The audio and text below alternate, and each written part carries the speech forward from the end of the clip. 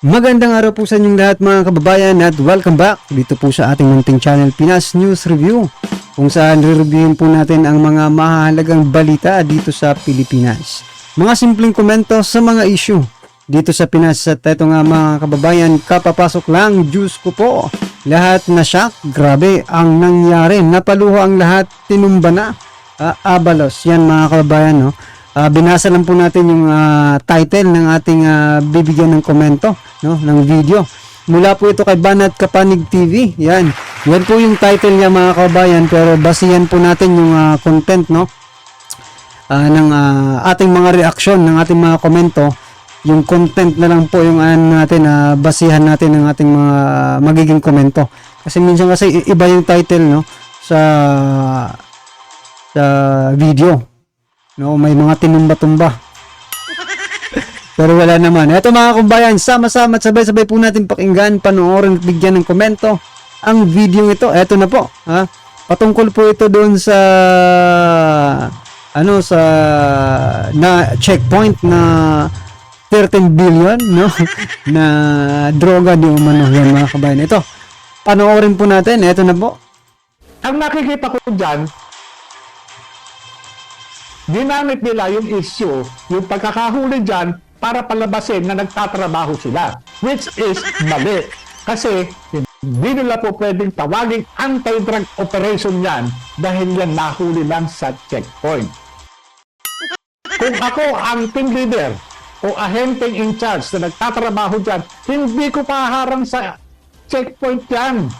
Ipahahatid ko yan dun sa destination para makuha ko kung sino yung dadatnan yan, yung tatanggap nun.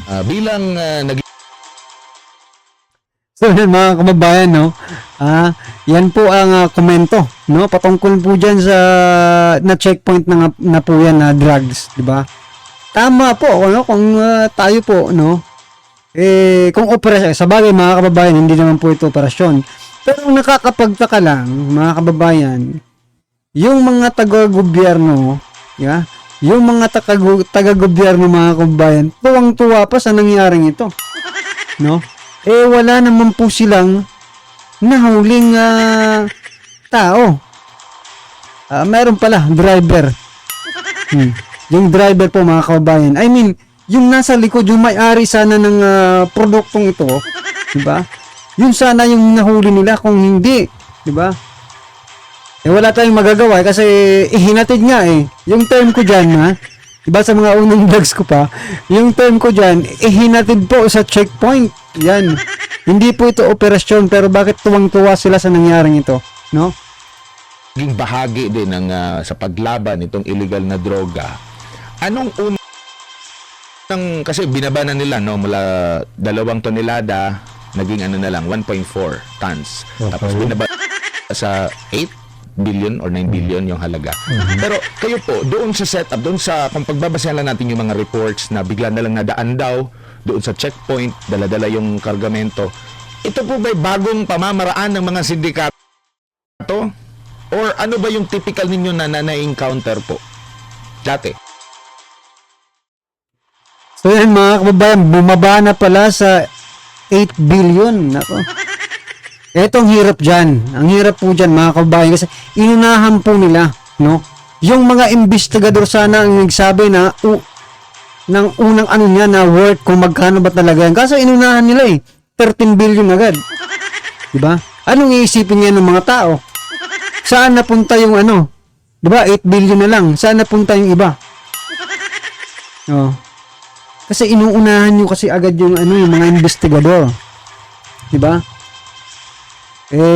Sa unang tingin pa lang nila 2 tons di ba? 2 tonelada. Bumaba sa ang hirap nito mga kababayan kasi nag-aral din naman ng mga ito, di ba? Mas mga matatalino pa nga po to kaysa doon sa ating lahat, di ba? Kasi sila mga official po yan di ba? Ngayon mga kababayan, kayo, anong iisipin nyo ngayon? Diba? Kasi unahan na tayo ng 2 tonelada Diba?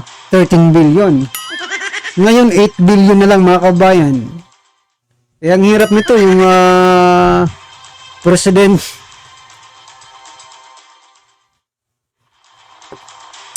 Yung presidente po natin ngayon na ano sa isyung ganyan, 'di ba? Pulboronic. Oh, kaya ano ngayon ng tao, yung mga ito opinion lang ito mga kababayan ha. At malamang sa malamang parehas po tayo ng iisip ngayon dahil 'di ba sa issue ng pulboronic at saka pulboronic din itong nahuli. Oh, 2 tons. Marami-rami rin yung nawawala Unang-una, no, dalawa yung aking naramdaman. Una, kino-congratulate ko yung panunuan ng Philippine National Police, ano, dahil doon sa pagkakakuha natin ng ganitong kalaking volume ng illegal drugs. Pero, kakambal naman ito is yung disappointment. Bakit? Kasi, kitang-kita yung incompetence ng leadership ng Philippine Drug Enforcement Agency being the lead agency ng ating kampanya laban sa illegal drugs. Bakit? Sa laki ng nakuha nating illegal drugs, diba? Tonelada ito eh. Pero wala man lang tayong nakuhang mga importanteng personalidad sa likod ng pagkakahuli nito. Kasi kung titignan ninyo, kung babalikan natin ang anti-drugs operation, pagka ganyang malalaki, no, talagang tinatrabaho yan. Kaya nga tayo humihingi sa Congress taon-taon ng dagdag na pondo. Noong panahon ko, ang pondo lang ata ng PDEA, kung di ako nagkakamali, 600 to 800 million. Ngayon ay 3.2 billion more or less. Ngayon, kung sa 3.2 billion, nandiyan na yung personnel services, ano? Nandiyan na rin yung mga kung ano-ano pa ng pagkakagastusan at yung intelligence fund. Kung ito, maganda ang pagkakahawak ng liderato ng PDEA sa kampanya natin sa illegal drugs, bisin sana meron tayong nadakip na tao, hindi lang driver o courier. Kami nung panahon namin, itong ganitong kalaking volume, hindi basta-basta mailalabas ito. Kung ito talagang pinag-aaralan at tinatrabaho, 24/7 namin binabantayan yan. Bakit? Sinusundan namin yung mga personalidad sa likod nito. Kung yan ay bodega, lutuan, sino yung mga marketing officer, sino yung mga chemist, sino-sino pa yung mga taong involved. Bago namin pitasin yan, sinisiguro namin na talagang pagka dumating yung tamang panahon, kagaya niyan, may nahuli. Isa-isa na namin kumbaga sa lahat yan huli. Ngayon, ang nangyari, sa halip na proactive ang approach ng gobyerno, nagiging reactive. Bakit? Kasi ngayon pa lang sila nagkakaroon ng investigation. Post-investigation yan. Kung ako man itong sindikato, nahuli yung aking mga yung aking mga epektos, magtatakalat-kalat pa ba ako sa kalye? Hindi na. Magtatago na ako. Magtatago na yung mga personalidad na nasa likod niya kasi nahuli na ebidensya eh. Diba? Sino naman si Raulo ang kakalat-kalat pa nahuli na ebidensya? Diba? Wala na. Kaya ang sinisisi ko is yung gobyerno. Naging incompetent sila sa kanilang mandato. Kung ang mga ahente alaga nila, talagang binubusog nila, iyan magtatrabaho ng kusa.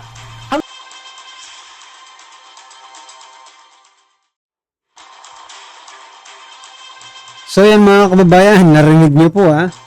Ang gobyernong ito ay incompetent, no? Ha?